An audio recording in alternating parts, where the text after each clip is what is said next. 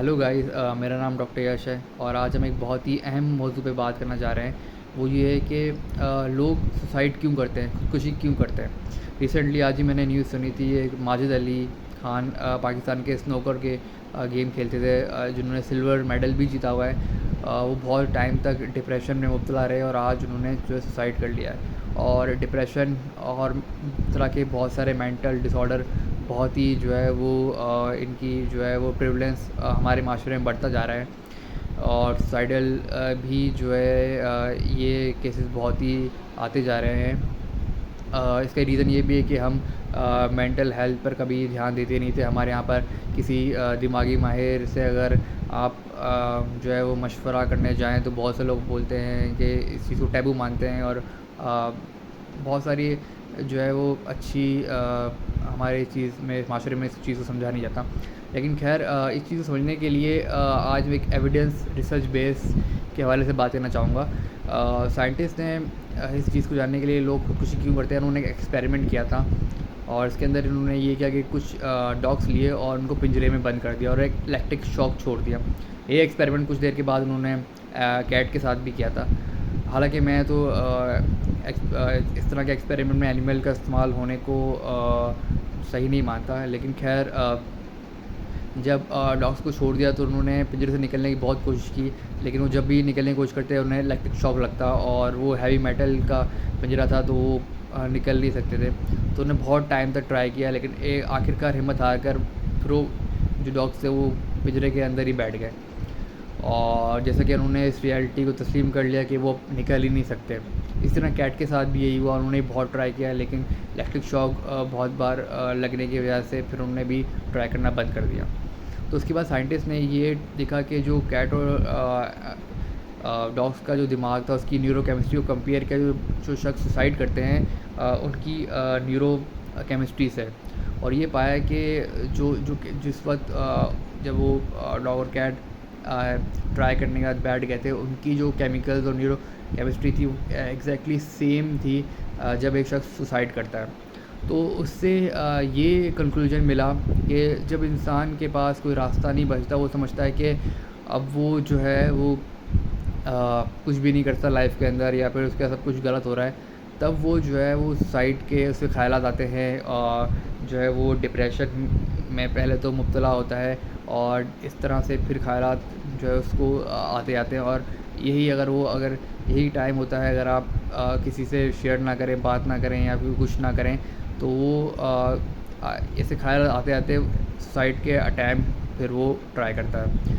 अ, मैंने बहुत सारे ऐसे अपने क्लिनिकल प्रैक्टिस में ऐसे केस भी देखे हैं जिसमें जो है वो इसी तरह की चीज़ों के वजह से अचानक से कैसे कदम उठाए गए थे।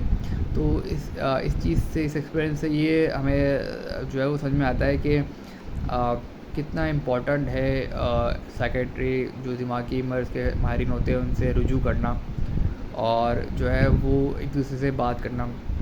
इस हवाले से मैं एक और बात करना चाहता हूँ कि अक्सर जब बहुत सारी चीज़ें हमें हमें कोई रास्ता दिख रही होता है और लगातार फेलियर्स आते हैं, तो उसके बाद जो है वो हमारी जो सोचने की जो सलाहियत होती है, जब इंसान डिप्रेस होता है तो उसमें भी बहुत असरअंदाज वो करती है। तो और फिर हम जो है वो हमें लगता है कि कोई रास्ता बचा ही नहीं है। ऐसा नहीं होता। देखें, कोई ना कोई अल्टरनेट रास्ता ज़रूर होता है। कुदरत जो है उसका काम है अपॉर्चुनिटीज़ देना, वो आपको देती रहती है। एक मोटिवेशनल स्पीकर ने कहा, बहुत खूब अच्छी बात की थी कि ये पूरी लाइफ है क्रिकेट ग्राउंड है और जो है वो बॉलर लाइफ है और जो बॉल है वो मौक़े हैं, अपॉर्चुनिटीज़ हैं। और आप जो बैट्समैन जो है वो हम लोग हैं। तो अगर एक बॉल मिस हो गई, 2 बॉल मिस हो गई, तीसरी बॉल मिस हो गई, आपको पिच पे खड़ा रहना है। एक ना एक बॉल ऐसी आएगी जब आपकी टाइमिंग सही होगी, आप पूरी तरह तैयार होंगे और उस बॉल पे आप शॉट मारेंगे। लेकिन अगर आप पिच छोड़ के चले गए, आप इस लाइफ गेम से छोड़ के चले गए, तो फिर आप किस तरह से जो है वो अपॉर्चुनिटीज़ का अवेल करेंगे। तो देखिए, अक्सर किसी किसी को ये होता है, किसी को लाइफ में जल्दी मौके मिलते हैं, किसी को लेट मिलते हैं। लेकिन एक ना एक टाइम जो है आप जो आपके गोल्स होते हैं आप उसमें ज़रूर पहुंच जाते हो, अगर आप लगातार कोशिश करते रहो, हिम्मत ना हारो।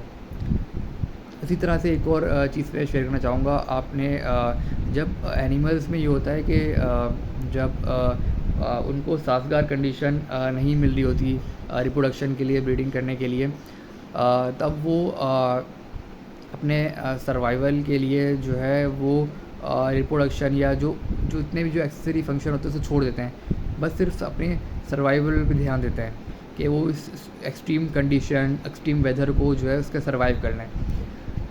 और उसके बाद जो है वो जब वो उनको साज़गार कंडीशन मिलती है, तब वो अपने जो दूसरे फंक्शंस होते हैं जिस तरह रिप्रोडक्शन का, उसको अमल को जारी रखते हैं। तो ये चीज़ मुझे लगता है कि जब अब चीज़ें सही ना हो रही हो तो एक वक्त के लिए आपको कुछ देर के लिए अपने आप को टाइम देना चाहिए और कुछ और करना चाहिए। वो चीज़ें करनी चाहिए जो आपके सर्वाइवल के लिए बहुत ही जो है अहम हो, और थोड़ा टाइम देने के बाद आपको दोबारा से चीज़ें दोबारा ट्राई करना चाहिए। ऐसी बहुत सारी एग्ज़ाम्पल हैं, बहुत सारे लोग हैं जिन्होंने अपने करियर बहुत ही लेट लाइफ में जो है वो स्टार्ट किया और उन्होंने बहुत अच्छा किया है। क्योंकि हमारे यहाँ पर एक जो है ना हर चीज़ की हमने एक फ़िक्स टाइमिंग रख दी है कि इस टाइम में आपको करियर स्टार्ट करना है, इस टाइम में आपको शादी करनी है, इस टाइम पे आपको फैमिली करनी है। लेकिन देखिए हर किसी की लाइफ डिफरेंट होती है, हर किसी के जो है वो प्रॉब्लम्स डिफरेंट होते हैं। तो बेहतर ये है कि अपने आप पे जो है हमेशा हर मुश्किल वक्त पे अपने आप को बैक करना चाहिए, क्योंकि ज़िंदगी का काम है मौके देना और वो देती रहेगी, बस आपको अपने आप को तैयार रखना है। तो बस यही चीज़ थी। मुझे लगता है कि मुझे इस चीज़ में बारे में बात कम से कम करनी चाहिए, क्योंकि हम लोग बात नहीं करते और अंदर से जो है ना बहुत ज़्यादा वो हैवीपन होता रहता है, और वो बिल्डअप होते होते depression leads to this type of idealisation and then suicide attempts. So thank you very much.